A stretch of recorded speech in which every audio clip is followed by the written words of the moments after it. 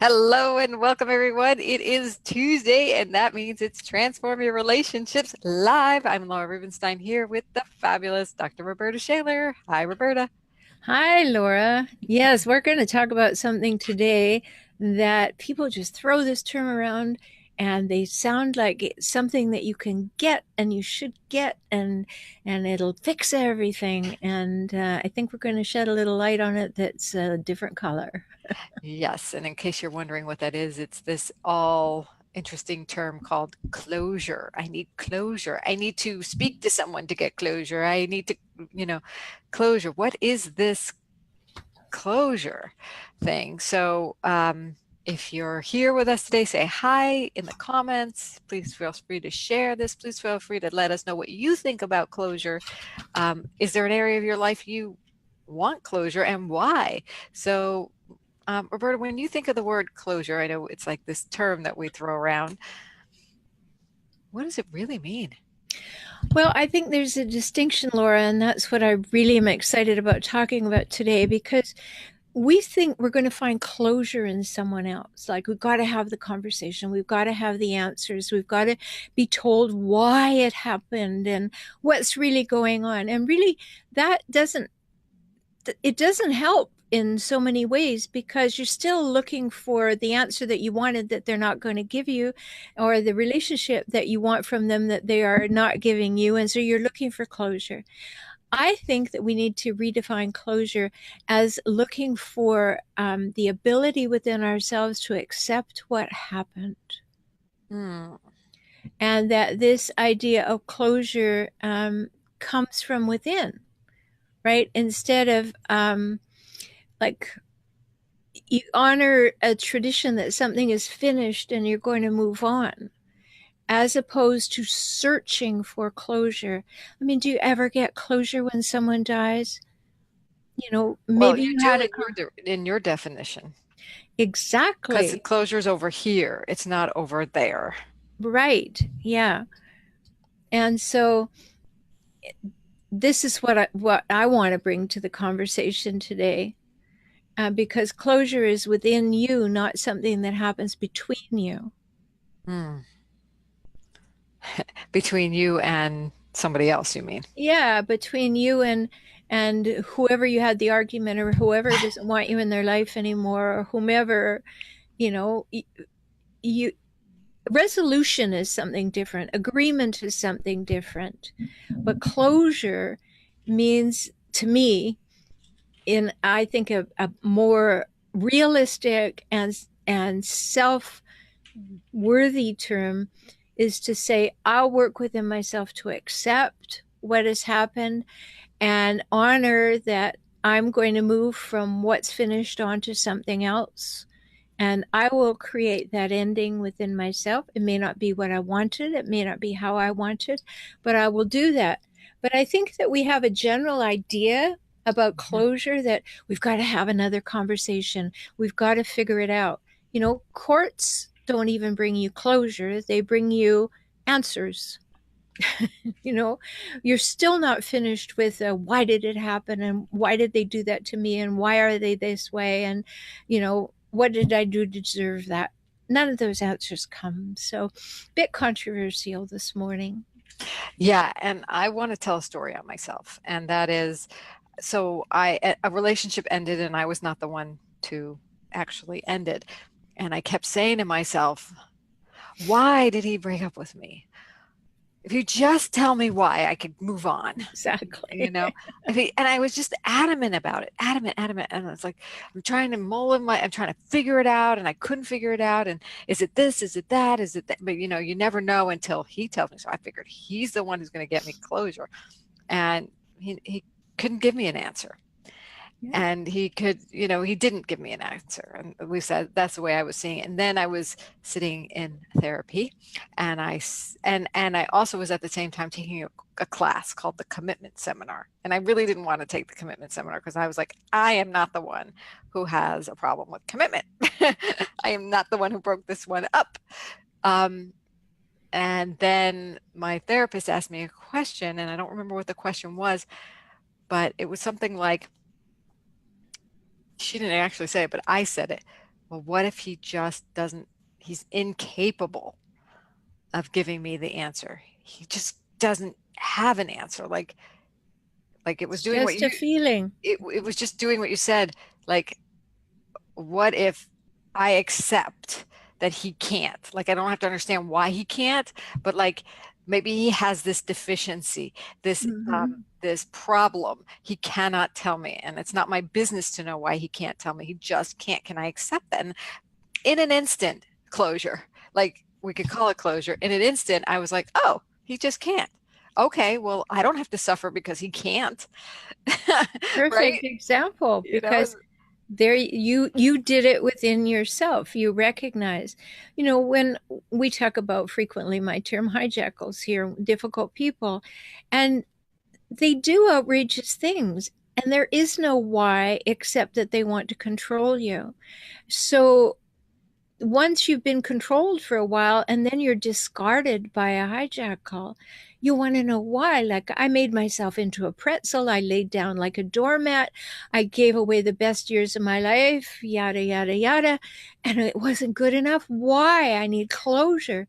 Well, you knew the answer all along. The hijackal needed to win and have power over you. The ultimate win is to discard and devalue you.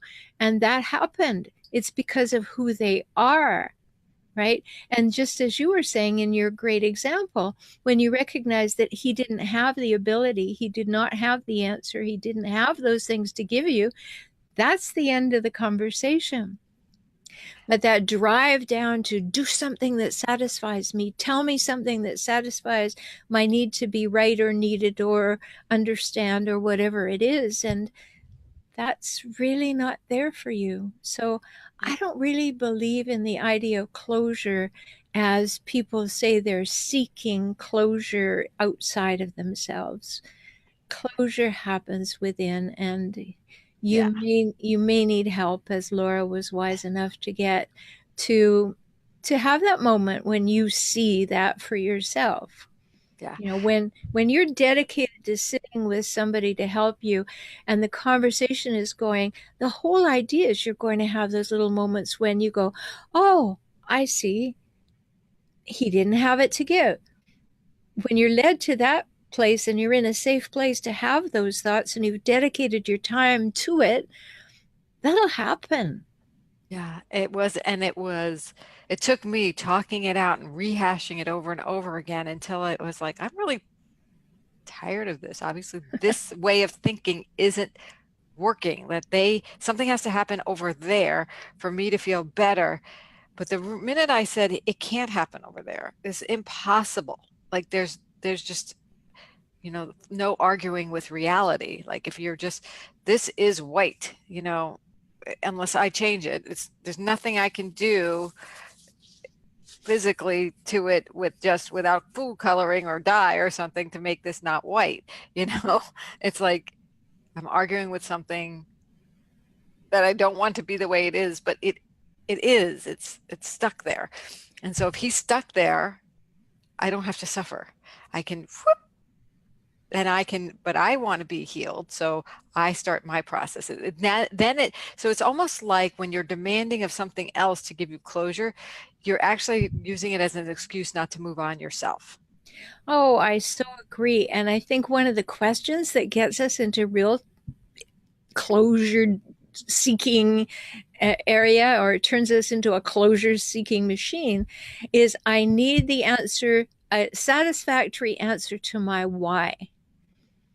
Like, I need you to give me a reason to that I can believe, that satisfies me, that I can then, okay, move on, when that's not the other person's job. If a person, an emotionally mature person, can hear yes or no to any question. And so when somebody says, I need to end this relationship, if you were truly emotionally mature, you might say, oh, I'm very disappointed. I really had great hopes for this relationship. But if you're not, and you go, why? What's wrong with me? What's wrong with you? Why? And we go chasing after that because we need to come to some sense of closure within ourselves, and we're seeking it in the wrong place. And it's really a sign of saying, I don't know how to do this for myself. Like, I didn't know how to come to that conclusion that uh, uh, I actually have this power, and it was super easy when I just acknowledged it and accepted it as so. But it really freed me then to do the work of like, okay, well, now that I got that done, now what do I want? Like, so Exactly. what's beyond the closure that I just got for myself? Once you do accept it, then there's a whole world of, Possibility. possibility. And it was a really good journey as it turned out. And that was a very empowering step to like, oh, I have like, I have the power to make myself feel better, and I don't have to rely on somebody else to give me exactly what I want in a specific way. And like, that's going to satisfy me. It was Mm-hmm. perfectly satisfying when I said, I accept that he can't do it, that he can't Mm-hmm. give me that. Well, and that's one of the important things when you're with a hijackal, a relentlessly difficult person, is to come to the understanding that a person can't give a gift they don't have. And if a person doesn't have empathy, if a person doesn't have interest in your feelings or your thoughts or needs or wants or preferences, if they don't have it, they don't have it to give to you. And there is nothing that you can do to wangle it out of them, because that place is empty. It doesn't have any of that. It's like going to the hardware store looking for lingerie. You're not going to find it. And it may seem obvious, but it's not because of you that they don't have it. It means Exactly. nothing about you. It doesn't, because they don't have it, doesn't mean that you're less than. Perfect. And that's a great addition to the conversation, because it's not about you. It's all about them, right? That's what they're all about. Anyway. Yeah. And so yes, I mean, in the case of hijackals, sometimes they take great pleasure in squashing you like a gnat and leaving you hanging. But take that as an indication that, whoa, I've got a lesson or two to learn here. Not only do I need to learn to recognize these people and not invite them into my life, but I also need to recognize that I'm squashable.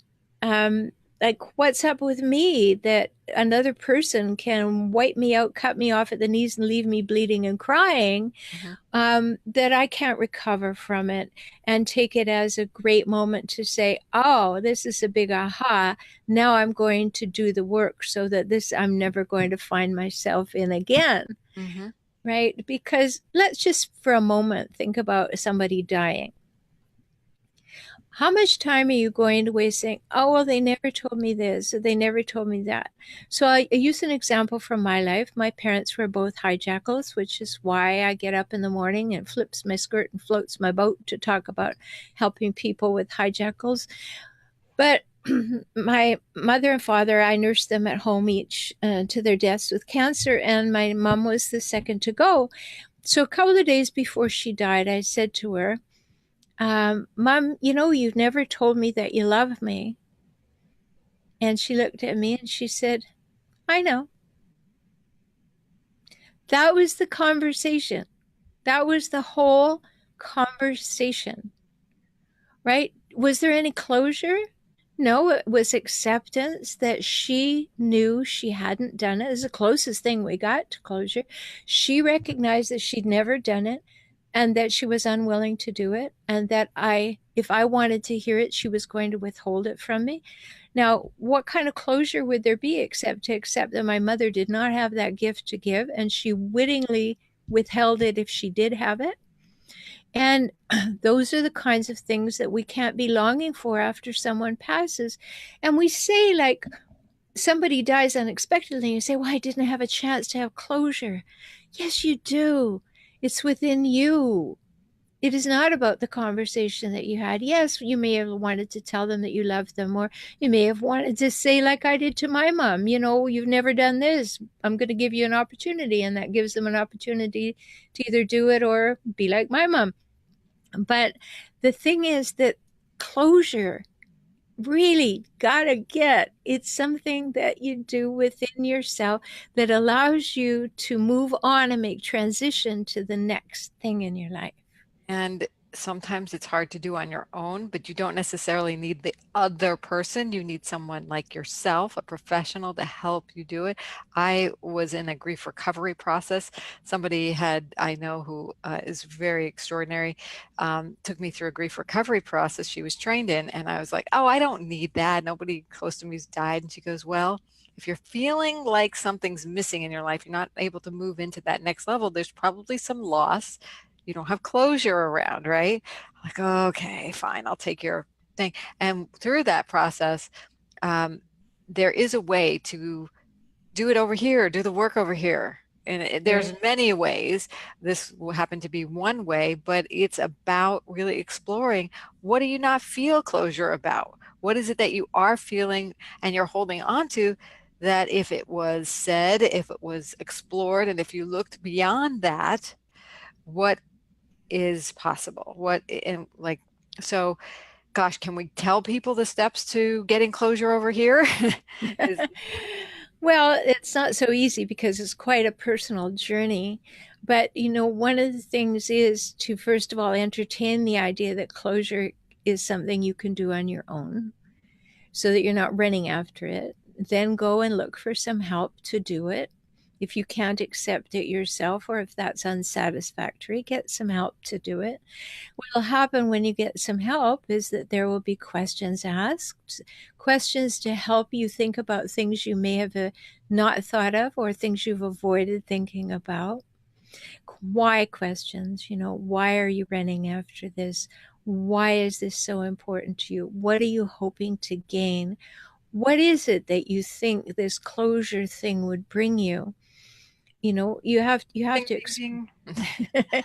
you have to explore those things. And many times when you've given yourself that sacred space to be with the professional and you honor that time for yourself to go deeply into some questions, then it shortcuts your journey. Yeah. And those questions and the resolution is not with that other person, especially if they're not, you know, they're a hijackal, like you say. Also, I've gone to personal development programs and they say you've got to have a conversation with this person to complete that thing that is in your way still that you're still holding on to. I kind of gag at that because not gag, I get kind of scared about that because it's not always safe or appropriate, especially if you're dealing with a hijackal. You can get closure without ever talking to that person, even if they're still alive. Well, that's true. And yes, it's one thing that you can do. I mean, if there's a possibility of negotiation, if there's a possibility of clarity that you could get from a conversation, and two people are emotionally healthy enough to sit down and discuss it, absolutely, it's one of the things you can do, but it's not necessary. I mean, if you're going to continue to live with them or be in relationship with them or whatever, maybe you want to do that so that you can explore options. I'm always about communication until communication is exhausted. But sometimes you have to know when to realize that you'll never get a satisfactory answer. Like from a hijackal, they're dedicated to keeping you dangling. You'll never get a satisfactory answer because one of the ways they have power over you is to keep you confused in chaos and in ambiguity, total Yep. uncertainty. So you On give you eggshells. yeah, give you one answer today, give you an opposite answer tomorrow, and smile. All right. Yeah. What I call the hijackal smirk, like, gotcha. You know, um, so the big takeaway from today, Laura, I think, is that closure is an inside job. Yes, it has outside elements that may be available to you, but when you come to it, closure is an inside job. And when you accept that, maybe get some help to do it, you'll use your energy in a very wise way.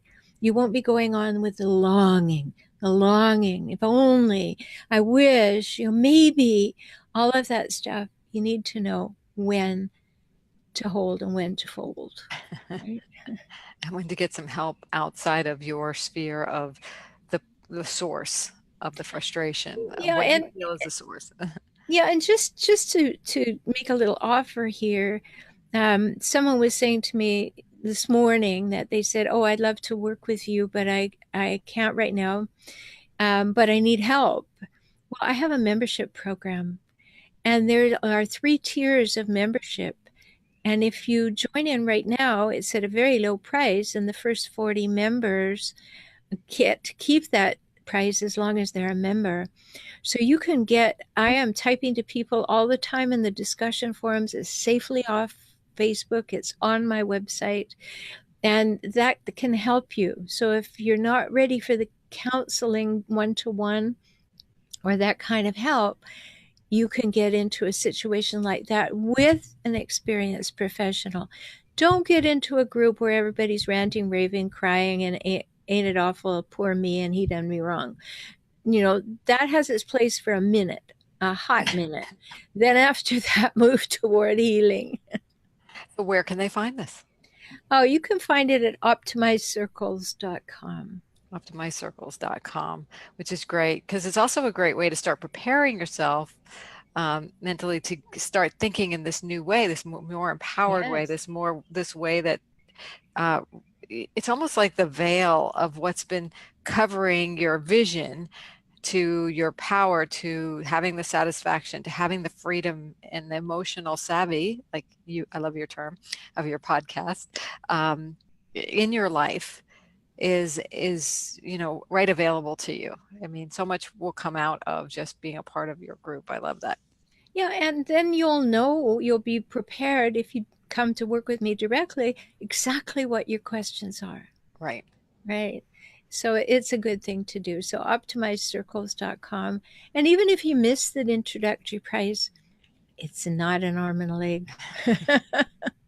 Great. I'm putting that in the chat, and thank you everyone for watching and for your likes and your hearts, and feel free to share this out and post your questions here or Yes. send them privately to us in the private message area here on Facebook at Transform Your Relationships Live, or visit our websites at forrelationshiphelp.com is Dr. Roberta's, and mine is transformtoday.com, helping you transform both your business and your life. I use hypnosis in your life, and I use great marketing techniques in your business.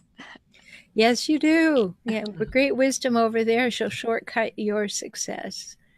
All right, we'll be back in another couple of weeks with another edition of Transform Your Relationships Live. Happy closings. Take care.